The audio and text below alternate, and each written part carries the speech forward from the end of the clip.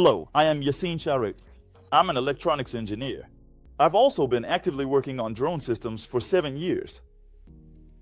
In this video series, I will provide you with information about the mechanical components of drone technologies, electronic components, and the construction, maintenance, and repair of drones under the UAVET project.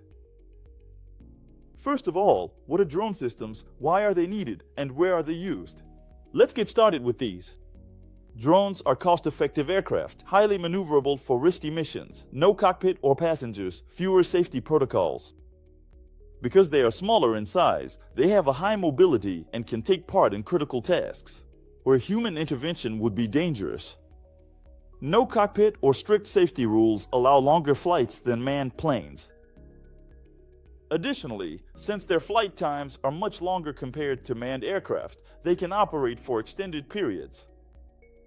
Unmanned aerial vehicles can be classified into many different categories. These classes can be divided into many different areas based on their wing structures, sizes, weights, or the number of wings. First, we will differentiate drones based on their wing types. Let's start with fixed wings. Fixed wing. Recently, this is a technology that we've become much more familiar with thanks to advancements in the aerospace industry. They are vehicles that have one or two propulsion systems and can glide through the air, thus utilizing air currents. However, they require a runway, and because they are much larger, their storage conditions can be quite challenging. In addition, they have much longer flight times and can carry significantly more weight. Our second class, the rotary wings, have a high level of maneuverability. Moreover, they can take off and land vertically without a runway. However, with more motors, their flight times are shorter and they carry less weight compared to fixed wings. These two classes can be integrated into different missions. In our work, we decide which project and drone system to integrate by evaluating the features needed. Therefore, these two classes can be integrated into different tasks.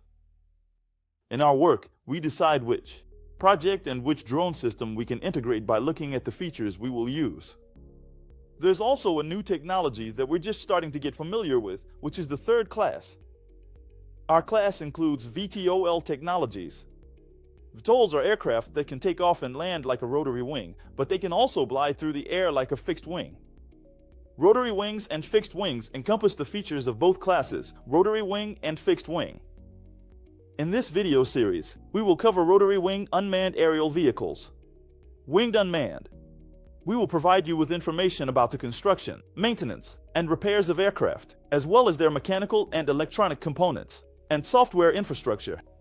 We'll explain where rotary wings are used and how they are categorized within those applications.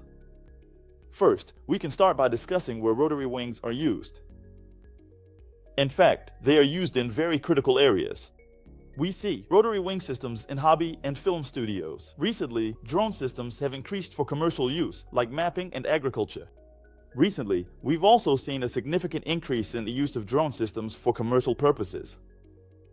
For example, they have started to be used quite a bit in mapping and, along with that, in agricultural technologies.